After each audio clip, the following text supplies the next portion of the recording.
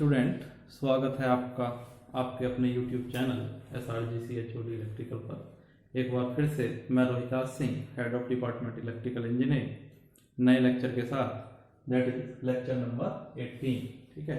सो आपने देखा है कि हमारा जो टॉपिक चल रहा है that is three phase transformer. In the previous lecture we have started the introduction of three phase transformer.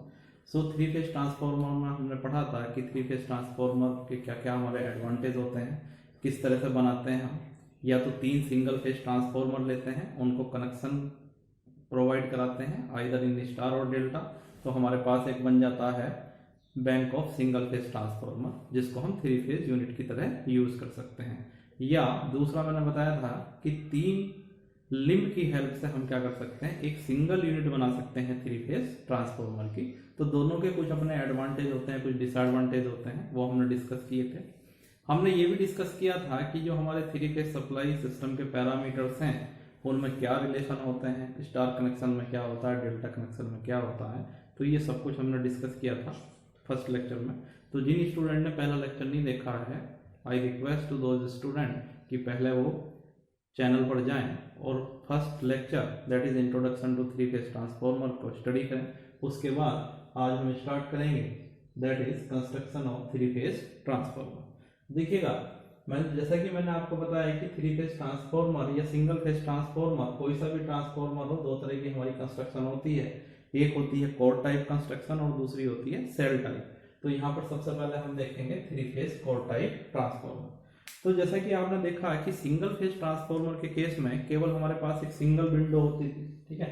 अगर मैं सिंगल फेज ट्रांसफॉर्मर की बात करता हूँ तो मेरे पास ये एक विंडो होती थी, सिंगल विंडो, और इस सिंगल विंडो के साथ मेरे पास दो लिंब होते थे। ये दो लिंब थे, this is limb 1 and this is limb 2।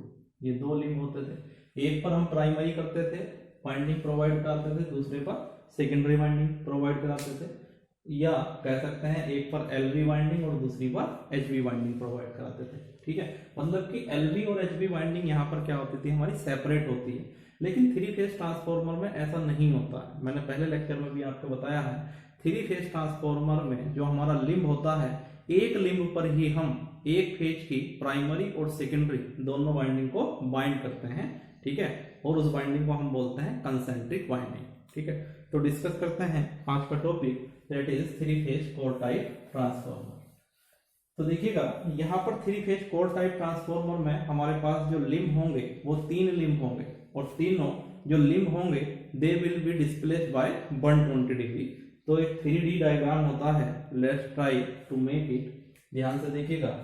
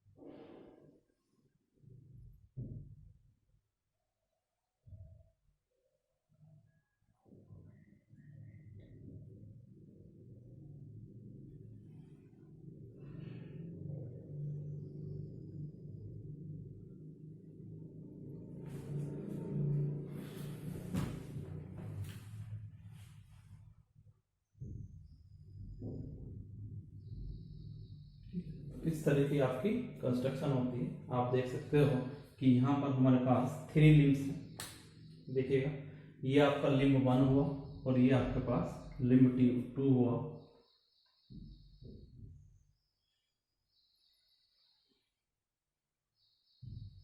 ठीक है, ये आपके पास पहला लिम्ब है, ये आपके पास लिम्ब 2 है और ये आपके पास लिम्ब 3 है। यहाँ पर आप देख सकते हो this is 3D construction of 3 phase transformer. अब यहाँ पर आप देख सकते हो ये लिम्ब आपका 1 है, ये लिम्ब 2 है और ये लिम्ब आपका 3 है।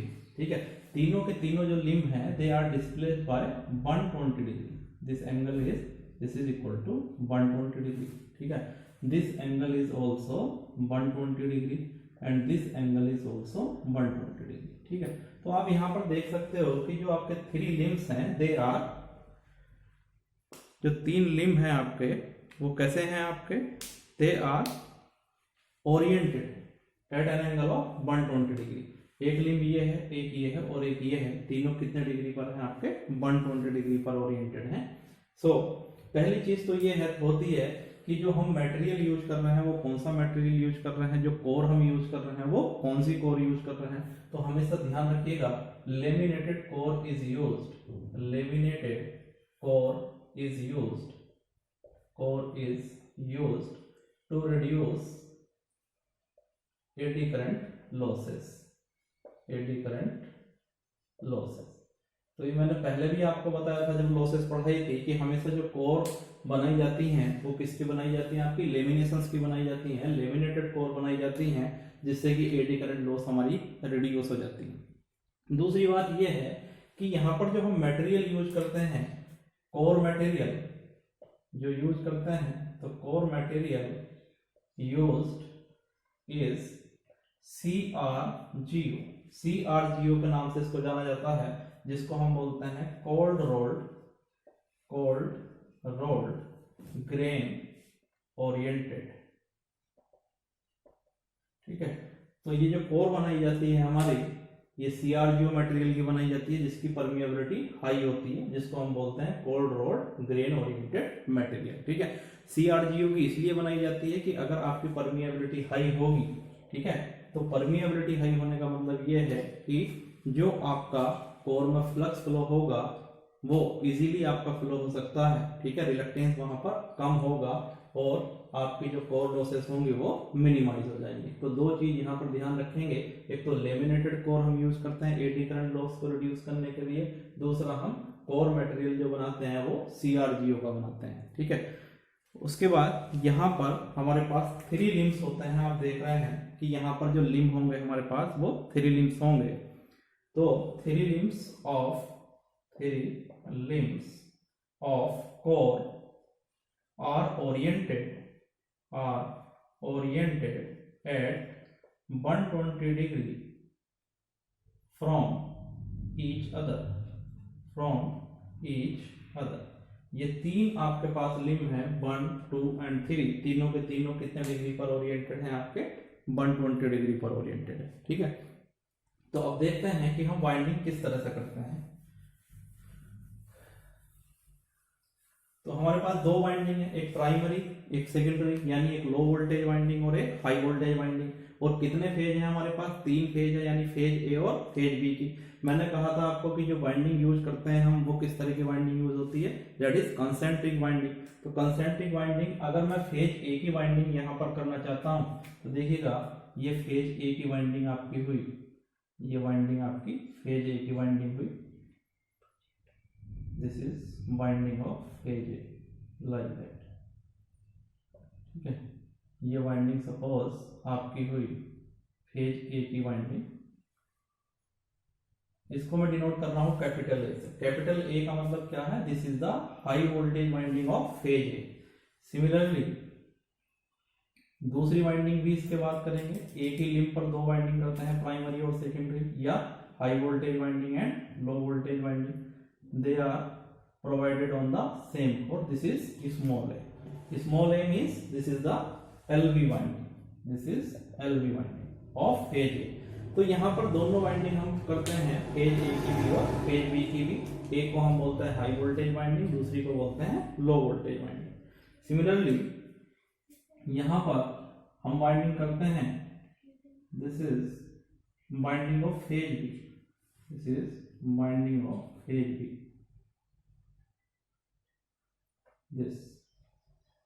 This is the binding of phase B, इसको हम बोलते हैं HB binding, this is HB binding and this is the binding of phase B, that is LB binding. This is LB binding. ठीक है, नंबर ऑफ टर्न्स में भी different, so don't mind, just यहाँ पर क्या कर रहे हैं हम इसको रिप्रेजेंट करने के लिए कर रहे हैं। This is the HB binding of phase A, this is LB binding of phase A, this is HB binding of phase B and this is LB binding of phase B. ठीक है, इसको लिख सकते हैं दिस इज बी। इसी तरह से हम बाइंडिंग किसके लिए करते हैं, सी के लिए, तो सी के लिए हम बाइंडिंग करेंगे, this is binding of phase C, this is binding of phase C, that is suppose LB binding. Similarly HB binding of phase C, like that, this is HB and this is LB binding of phase सी।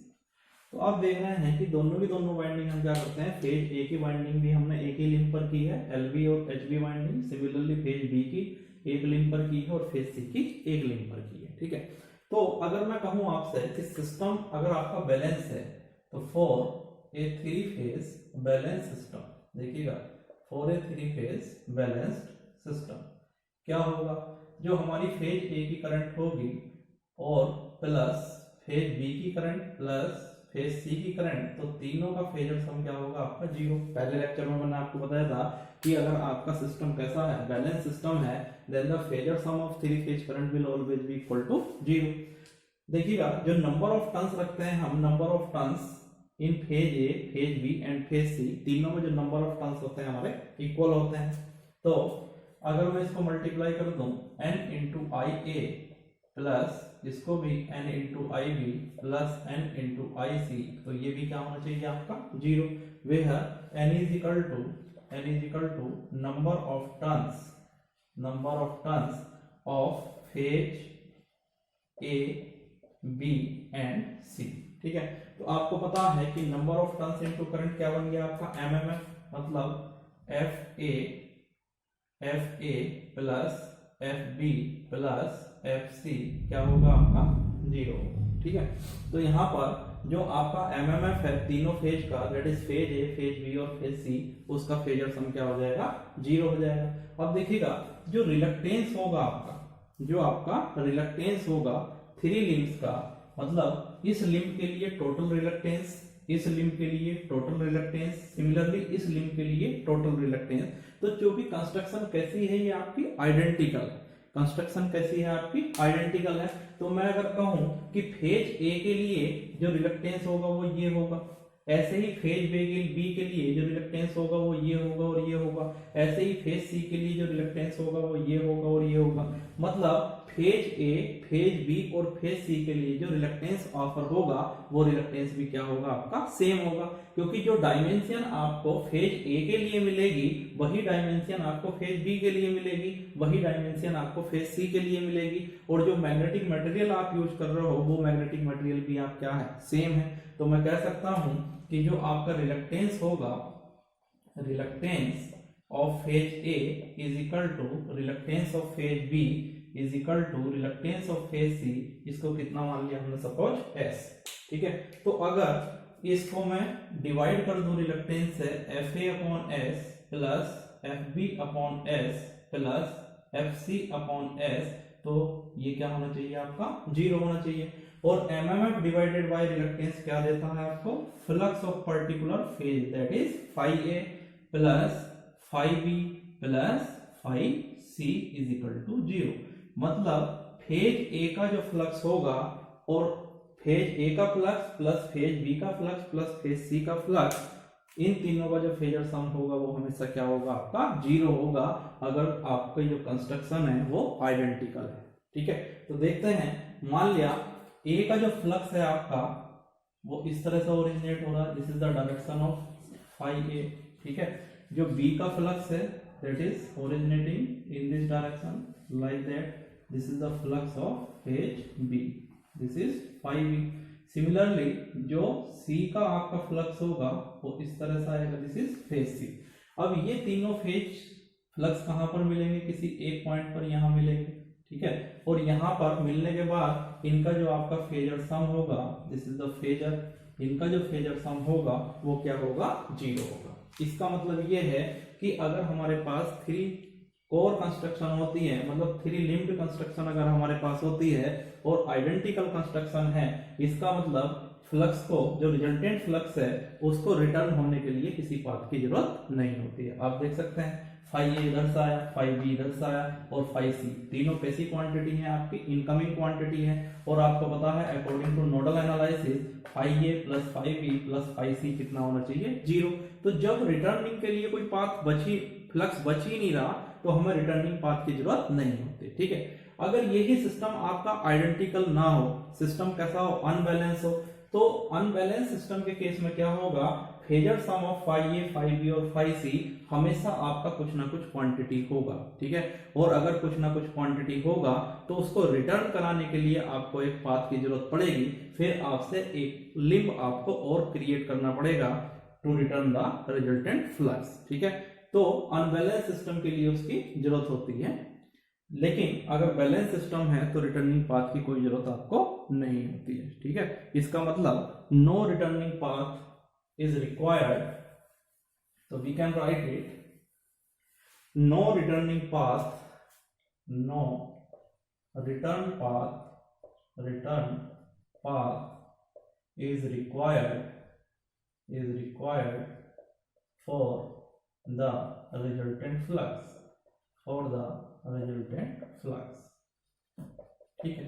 अब मुझे ये बताइएगा dear student कि क्या actual में आपके पास balance 3 phase system होता है। आइडियली हम कह सकते हैं कि 3 फेज सिस्टम हमारा बैलेंस सिस्टम होता है। जनरली हम जब कैलकुलेशन करते हैं तो अगर हम बैलेंस सिस्टम मान के चलते हैं तो कैलकुलेशन हमारी इजी हो जाती है, क्योंकि हम पैरामीटर्स कैलकुलेट कर लेते हैं किसी एक फेज के लिए और 3 फेज के लिए निकालने के लिए 3 से हम मल्टीप्लाई कर लेते हैं, क्योंकि हम मान के चलते हैं कि सिस्टम कैसा है, हमारा बैलेंस सिस्टम है। लेकिन practically it is not possible that the system is balance. इसका मतलब ये तो हमने आइडियली किया है, सब ये कंस्ट्रक्शन भी कैसी मान के चले हैं, हम आइडेंटिकल मान के चले हैं, प्रॉपर हम मान के चले हैं कि जो 3 लिम्ब्स हैं आपके वो तीनों के तीनों कितने डिग्री पर ओरिएंट हो रहे हैं, 120 डिग्री पर ओरिएंटेड हैं, ठीक है। और सप्लाई सिस्टम कैसा है आपका, 3 फेज बैलेंस सिस्टम है, तब हमें रिटर्निंग पाथ के लिए किसी लिम्ब की जरूरत नहीं है। बट क्या प्रैक्टिकली ऐसा पॉसिबल है? नहीं, प्रैक्टिकली ऐसा नहीं होता है। जब प्रैक्टिकली ऐसा नहीं होगा तो आपके पास क्या आएगा, जो रिजल्टेंट फ्लक्स आएगा वो एक नॉन जीरो क्वांटिटी आएगी, मतलब आपको एक रिटर्निंग पाथ की जरूरत पड़ेगी, जिसके लिए आपको एक फोर्थ लिम्ब बनाना पड़ेगा, ठीक है। तो इसलिए ये जो कंस्ट्रक्शन है हमारी, इस कंस्ट्रक्शन को हम जनरली यूज नहीं करते हैं। This is for understanding the construction of 3 phase transformer. This type of construction is not practically use, क्योंकि आप देख सकते हो कि construction of this type of transformer is very typical, ठीक है। तो इसको 3D में हम नहीं बनाते हैं। जो भी हम इसकी कंस्ट्रक्शन यूज करते हैं प्रैक्टिकल, अगर आप ट्रांसफॉर्मर देखोगे तो वो कंस्ट्रक्शन हम यूज करते हैं प्लेनर, मतलब 3 जो लिम्ब हमारे होंगे वो एक ही प्लेन में होंगे, 3D प्लेन में नहीं होंगे, ठीक है। तो नेक्स्ट हम बात करते हैं जो प्रैक्टिकल हम यूज करते हैं प्रैक्टिकली जिस कंस्ट्रक्शन को, तो उसकी हम अब नेक्स्ट डिटेल देखते हैं कि उसमें क्या होता है, ठीक है।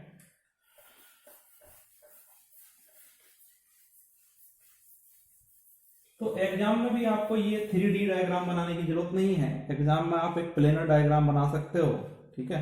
तो इसमें एक लाइन आप लिख सकते हो, this type of construction, this type of 3D construction is not used as it is difficult to construct it, ठीक है। इसकी कंस्ट्रक्शन बहुत डिफिकल्ट होती है, इसलिए इसको हम यूज नहीं करते हैं। तो नेक्स्ट जो हम कोर यूज करते हैं, सिंपल ऐसे ही यूज करते हैं जैसे सिंगल फेज ट्रांसफॉर्मर में 2 पैरेलल लिम्ब लेते थे, बस डिफरेंस ये है कि यहाँ पर जो नंबर ऑफ लिम्ब्स होंगे वो कितने होंगे, 3 होंगे, ठीक है, उसको हम बोलते हैं प्लेनर, उसको हम बोलते हैं प्लेनर कंस्ट्रक्शन। तो देखिएगा यहां पर अगर मैं बात करूं तो हमारे पास दो विंडो होंगी, ठीक है, तो इसकी कंस्ट्रक्शन इस तरह की होगी। यहां पर हमारी एक विंडो की जगह कितनी विंडो होंगी, दो विंडो होंगी, लाइक दैट।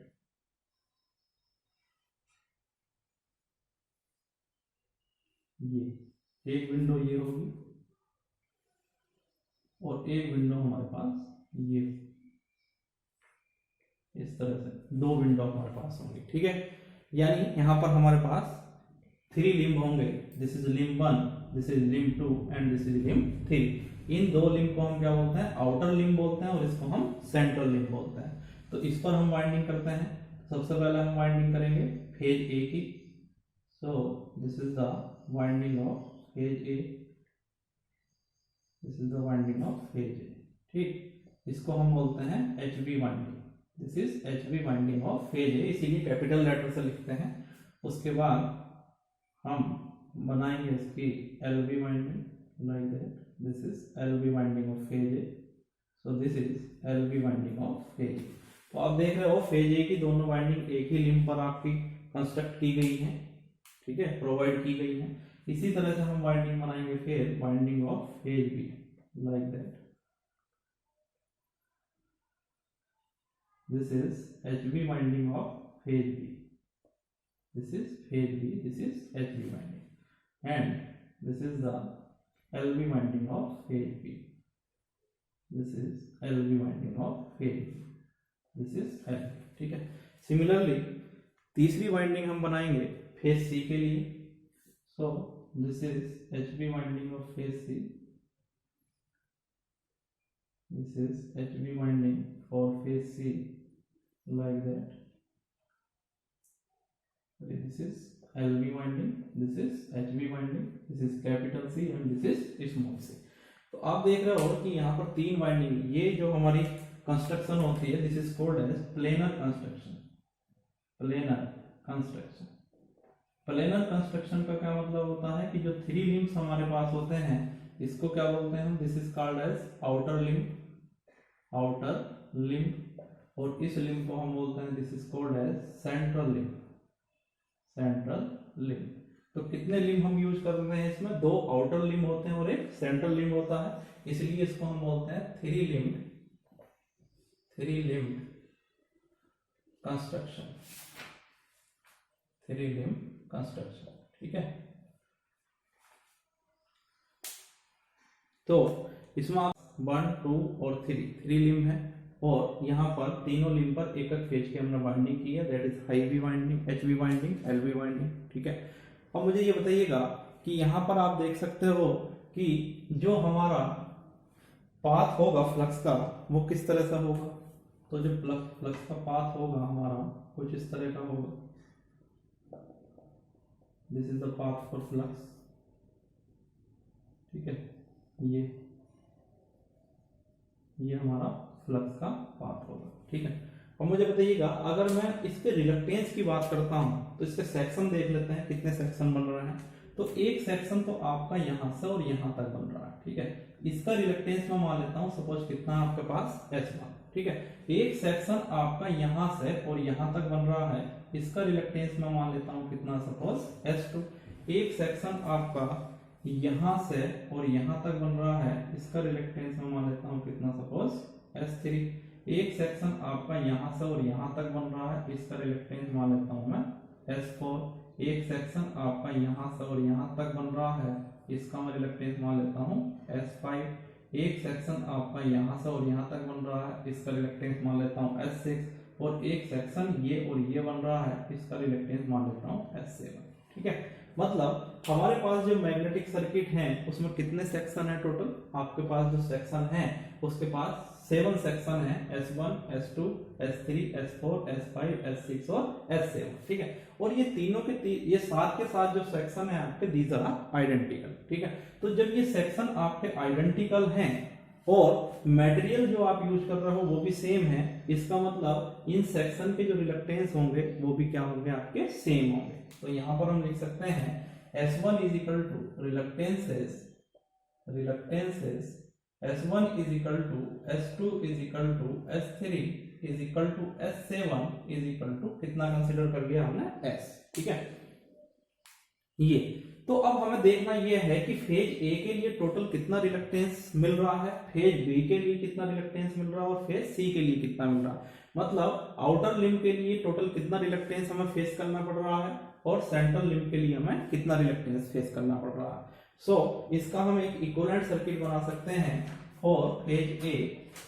फॉर फेज ए किसकी बात कर रहे हैं हम, फेज ए की बात कर रहे हैं। तो देखिएगा फेज ए में यहाँ पर क्या होगा, आपका एक एमएमएफ बनेगा, एक एमएमएफ बनेगा कितना, नंबर ऑफ टर्न्स कितने मान ली सपोज हमने n, और करंट इसमें कितनी मान ली सपोज दिस इज IA, ठीक है। करंट कितनी मान ली हमने IA। तो सपोज अगर मैं इसकी बात करता हूँ तो यहाँ पर मेरे पास एक सोर्स होगा एमएमएफ का। देखिएगा इक्विवेलेंट सर्किट बना सकते हैं, कितने नंबर ऑफ टर्न्स हैं n, करंट कितनी है सपोज IA, ये एमएमएफ हुआ। अब देखिएगा यहाँ पर अगर मैं बात करूं तो एमएमएफ के सीरीज में S2 आपका एक रिलक्टेंस है, तो S2 आपका एक रिलक्टेंस हो गया, दिस इज S2। उसके बाद आपका सीरीज में क्या है, S1 है, ध्यान से देखिएगा। उसके बाद यहाँ नीचे देखिएगा आपका कौन सा रिलक्टेंस है, दिस इज S3। एक आपका सेंट्रल लिंब का रिलक्टेंस है, इस रिलक्टेंस को क्या नाम दे रखा है, ध्यान से देखिएगा, दिस इज S7। उसके बाद एक रिलक्टेंस है आपके पास, दिस इज S6। उसके बाद एक रिलक्टेंस है आपके पास, दिस इज S5, और एक फिर रिलक्टेंस है आपके पास कितना, S4। ये इस तरह से रिलक्टेंस आपको मिले, दिस इज 1 2 3 4 5 6, सबकी वैल्यू कितनी है आपके पास, S है। तो अगर मैं फेज ए के लिए रिलक्टेंस की बात करता हूं तो suppose this is the total reluctance for phase A. So SA is equal to, आप देखिएगा अगर इक्विवेलेंट की मैं बात कर रहा हूं तो कहां से देखते हैं, सोर्स की तरफ से देखते हैं। तो इस सोर्स को आप डिलीट कर दीजिए, ओपन कर दीजिए, और यहां से चेक करिएगा कि कितना रिलक्टेंस आपको मिल रहा है, ठीक है। तो अगर फेज ए की मैं बात करता हूं तो SA आप देख लीजिए कि ये तीनों रिलक्टेंस किस में है, आपके सीरीज में है, S6 S5 और S4। इसका मतलब ये हो जाएगा आपका 3S, क्योंकि सबकी वैल्यू कितनी है आपकी S, और ये पैरेलल में है किसके, आपके S7 के, मतलब S के पैरेलल में है, ठीक। उसके बाद प्लस ये और ये तीनों किस में आ जाएंगे, आपके सीरीज में आ जाएंगे, मतलब 3S, ठीक है। तो इसकी अगर हम वैल्यू निकालते हैं तो आपको मिलेगी SA is equal to, calculate करिएगा, 3S into S upon 4S plus 3S। So it will be equal to 3 upon 4S plus 3S, यानी ये होगा 3.75S, ठीक है। यानी जो रिलक्टेंस आपको मिल रहा है फेज ए के लिए वो कितना मिल रहा है, 3.75S, ठीक है ना, ए के लिए। ऐसे ही अगर मैं सी की बात करूं, क्योंकि ये कंस्ट्रक्शन भी कैसी है आपकी, आइडेंटिकल है। जितना पाथ ए के लिए मिल रहा है, जैसा पाथ ए के लिए मिल रहा है वैसा ही पाथ आपको सी के लिए मिल रहा है। इसका मतलब जो रिलक्टेंस आपका फेज ए के लिए होगा वही रिलक्टेंस आपका फेज सी के लिए होगा। लेकिन बी के लिए ऐसा नहीं होगा, क्योंकि आप देख सकते हो B is not symmetrical to phase A and phase B, because this is the centre link. तो B के लिए भी हम देखते हैं कि B के लिए कितना आएगा। सो यहां पर मैं लिख सकता हूं कि फेज A और फेज C के लिए, क्योंकि दोनों फेज आइडेंटिकल हैं, तो reluctance offered for phase A is equal to reluctance offered for phase C will be equal to 3.75 times of S, ठीक है। अब B की अगर मैं बात करूं तो B के लिए मुझे देखना है, तो B के लिए अगर मुझे देखना है तो B के लिए एमएमएफ कितना हुआ आपका, plus minus number of turns कितने हैं, n, क्योंकि सबके नंबर ऑफ टर्न्स आपको सेम लेने हैं। करंट कितनी है इसमें आपकी, IB, फेज B के लिए। अब देखिएगा इसके यहाँ सीरीज में जो आपका एक रिलक्टेंस लग रहा है, ये क्या है आपका S7, ठीक है। उसके राइट साइड में एक आपके पास रिलक्टेंस है, दैट इज S6। उसके बाद रिलक्टेंस है आपके पास S5, और यहाँ पर एक रिलक्टेंस है आपके पास, this is S4। Left side की अगर हम बात करते हैं तो यहाँ पर एक रिलक्टेंस है आपके पास S1, और यहाँ पर एक रिलक्टेंस है आपके पास, दिस इज S2, और यहाँ पर एक रिलक्टेंस है, दिस इज S3, ठीक है। तो दिस इज 3 3 6 एंड 7। तो अगर मैं बात करूं कि फेज बी के लिए कितना रिलक्टेंस ऑफर होगा, तो यहाँ से इसको हम ओपन सर्किट कर देंगे, ठीक है। ओपन करने के बाद हम चेक करेंगे equivalent reluctance of phase B, ठीक है। तो देखिएगा अगर मैं इक्विवेलेंट की बात करता हूं तो ये तीनों पैरेलल में, ये तीनों सीरीज में, ये तीनों सीरीज में, ठीक है। तो अगर इनका कॉम्बिनेशन निकालते हैं हम तो ये होगा आपका this is 3s, sorry SB is equal to this is 3s and 3s किस में है आपके पैरेलल में, और ये सीरीज में आ जाएंगे किसके s के। तो ये कितना होगा आपका, this is 1.5s plus s is equal to 2.5s, ठीक है। इसका मतलब फेज बी के लिए जो रिलक्टेंस ऑफर हो रहा है वो कितना हो रहा है 2.5 केवल, और फेज ए और सी के लिए कितना हो रहा है 3.75। मतलब फेज ए और फेज सी के लिए जो रिलक्टेंस ऑफर हो रहा है वो क्या है आपका ज्यादा है, ठीक है। किसकी कंपैरिजन में, फेज बी की। इसका मतलब क्या है कि अगर सेम अमाउंट ऑफ फ्लक्स आपको क्रिएट करना है तो फेज बी के लिए जो मैग्नेटाइजिंग करंट होगी उसकी कम जरूरत पड़ेगी, ठीक है। जो मैग्नेटाइजिंग करंट रिक्वायर्ड होगी क्योंकि रिलक्टेंस आपका कम, ठीक है, रिलक्टेंस कम है तो it will provide the more part two the flux. इसका मतलब इसको क्रिएट करने के लिए, same amount of flux create करने के लिए देखिएगा कम एमएफ की जरूरत होगी, और कम एमएमएफ का मतलब एमएमएफ क्या होता है आपका N इंटू IB, ठीक है। तो IB की नंबर ऑफ टर्न्स तो कांस्टेंट है, इसका मतलब IB क्या होगी आपकी रिड्यूस हो जाएगी, ठीक है। इस तरह से भी बोल सकते हैं हम। देखिएगा रिलक्टेंस क्या होता है, अभी बता रहा हूं आपको। अगर मैं बात करूं रिलक्टेंस की तो रिलक्टेंस होता है आपका SB is less then SA। ऐसे देख लेते हैं ऐसे के लिए, तो मुझे बताइएगा रिलक्टेंस क्या होता है आपका MMF अपॉन फ्लक्स, यही तो होता है reluctance MMF upon flux is less than MMF upon flux of phi. अब फ्लक्स तो क्या है आपका phi A is equal to phi B is equal to कितना मान लिया हमने 5। तो आप यहां से देख सकते हैं इसका MMF फेज B का कितना होगा N into IB upon this is 5 is less then N into IA upon flux 5। सो यहां से आप देख सकते हैं IB is less then IA। मतलब फेज बी के लिए जो करंट की रिक्वायरमेंट होगी मैग्नेटाइजिंग करंट की वो कम होगी to maintain the same amount of flux, ठीक है। So we can write here to maintain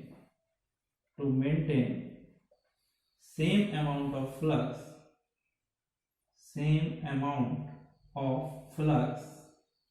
in the core less magnetizing current is required for phase B, ठीक है। क्योंकि रिलक्टेंस कम है सो सेम फ्लक्स को मेंटेन करने के लिए जो हमारे पास करंट होगी वो क्या होगी कम होगी। तो इस तरह से हमने देखी कि this is the construction of three phase transformer that is core type.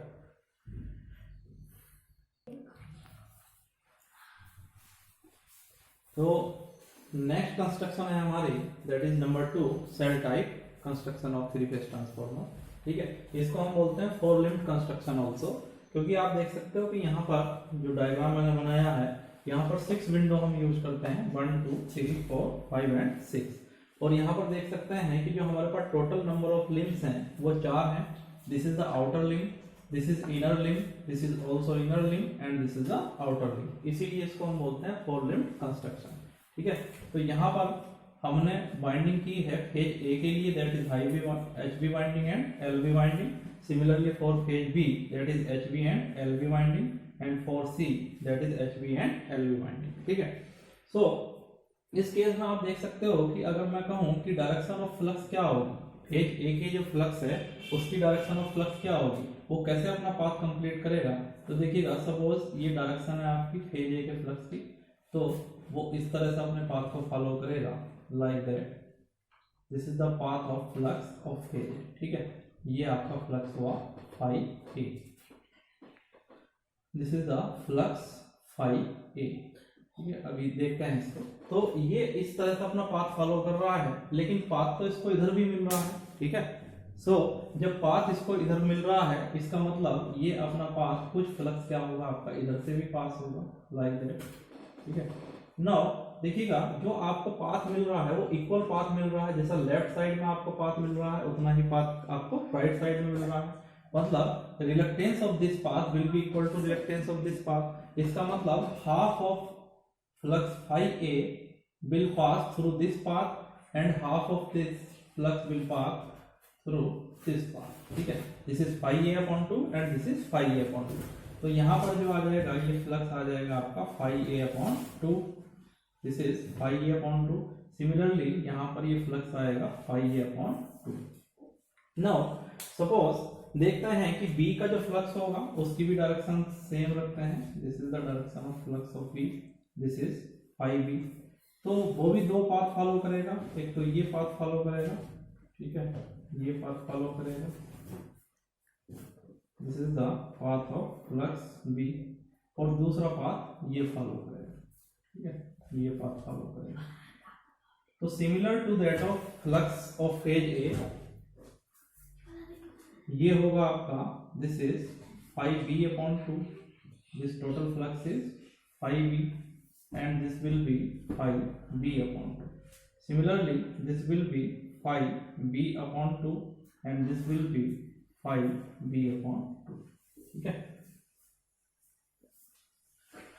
देखते हैं इसी तरह से फेज सी के लिए, this is the path for flux of phase C.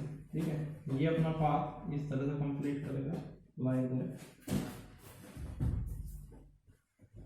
Like that. ये अपना पाथ इस तरह से कंप्लीट करेगा। So this is phi C upon 2, this is phi C upon 2, this is flux phi C and this is phi C upon 2। Again this is phi C upon 2 and this is phi C upon 2। ठीक है, तो आप देख रहे हैं कि जो आपका आउटर लिम्ब है उनमें फ्लक्स कितना है आपका, half of the flux of particular phase, that is phi a upon 2, phi a upon 2। Similarly यहाँ पर आप देख सकते हो phi c upon 2 and phi c upon 2। अब चूंकि ये कंस्ट्रक्शन कैसी है आपकी, आइडेंटिकल है, इसका मतलब अगर बैलेंस सप्लाई की हम बात करते हैं, थ्री फेज बैलेंस सप्लाई की, तो तीनों फ्लक्स क्या होने चाहिए आपके। बैलेंस सप्लाई का मतलब तीनों फेज की जो करंट होगी वो सेम होगी।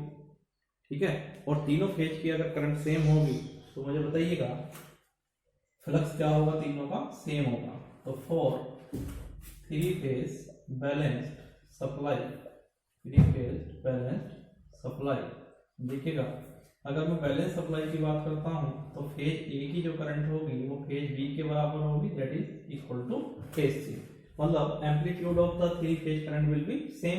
इसका मतलब phi A will be equal to phi B is equal to phi C, और सपोज कितना हमने कंसीडर कर लिया, फाई। तो अगर मैं आपसे कहूं कि भाई आउटर जो आपका लिम्ब है उसमें कितना फ्लक्स आपका पास हो रहा है, तो flux through outer limb, flux through outer limb, that is phi of outer will be equal to phi upon 2। यानी केवल कितना हो रहा है, जितना फ्लक्स आपका निकल रहा है, टोटल फ्लक्स कितना निकल रहा है 5, लेकिन आउटर लिम्ब में जो फ्लक्स है वो कितना है, केवल 5 अपॉन 2, दैट इज 50% ओनली।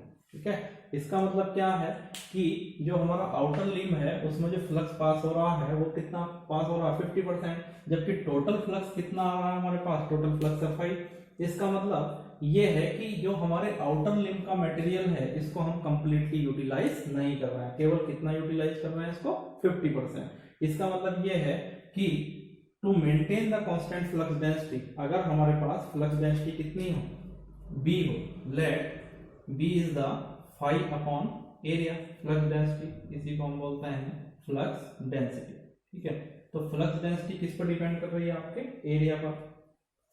तो B इज इक्वल टू क्या रख दें, अगर हम कांस्टेंट कर दें, B इज कांस्टेंट, इसका मतलब phi will be directly proportional to area, या area will be directly proportional to flux। ठीक है, सो इसका जो एरिया है, the area of outer limb कितना होना चाहिए, शुड बी ओनली 50%।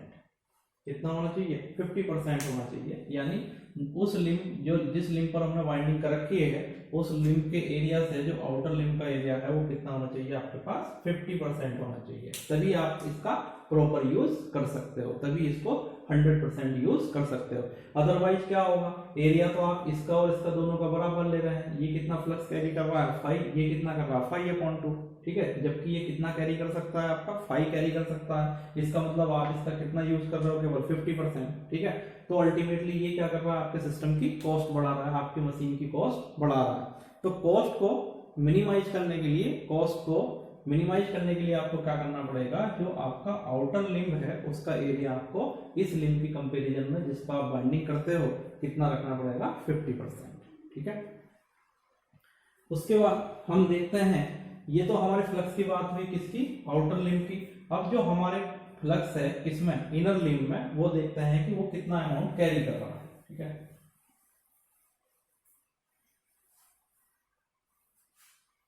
तो आप देख सकते हो flux carrying by that is the inner limb। इसको कैलकुलेट करना, सप्लाई क्या मान रखी है हमने, बैलेंस सप्लाई मान रखी है। तो बैलेंस सप्लाई का मतलब अगर ये 3 करंट मानते हैं, suppose this is the current of phase A, ठीक है, और ये करंट हम मान लेते हैं suppose this is the current of phase C and this is current of phase C, this is I B and this is suppose I C. तो तीनों करंट का एम्पलीट्यूड क्या होगा, सेम होगा। और जो हमारे फ्लक्स होंगे फाई ए वो भी सेम फेज में होंगे करंट के। ये फ्लक्स क्या होगा phi B and this flux is phi C, ठीक है। तीनों करंट का फ्लक्स का एम्पलीट्यूड भी कितना होगा, आपका सेम होगा। This is phi A, phi B और फाई सी। कितने डिग्री पर होंगे, 120 डिग्री पर। दिस एंगल इज 120 डिग्री, ठीक है।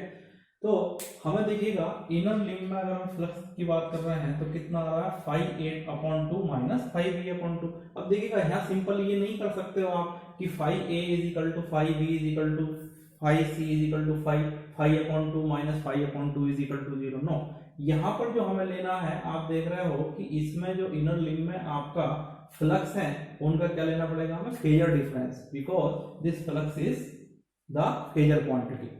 तो इसमें आप देख सकते हो अगर इनर लिंब की मैं बात करूं, flux inner is equal to क्या होगा, this is the phasor quantity, it will be that is 5a flux. अगर इसको मैं पॉजिटिव डायरेक्शन मानता हूं, it will be minus 5b flux, ठीक है। तो इसको क्या लिख सकते हैं, 5a phasor plus minus of 5b phasor, like that. अभी एम्पलीट्यूड की बात नहीं कर रहे हैं, अभी केवल हम फेजर की बात कर रहे हैं। तो देखिएगा मुझे ऐड करना है 5a में माइनस 5b, तो दिस इज 5b।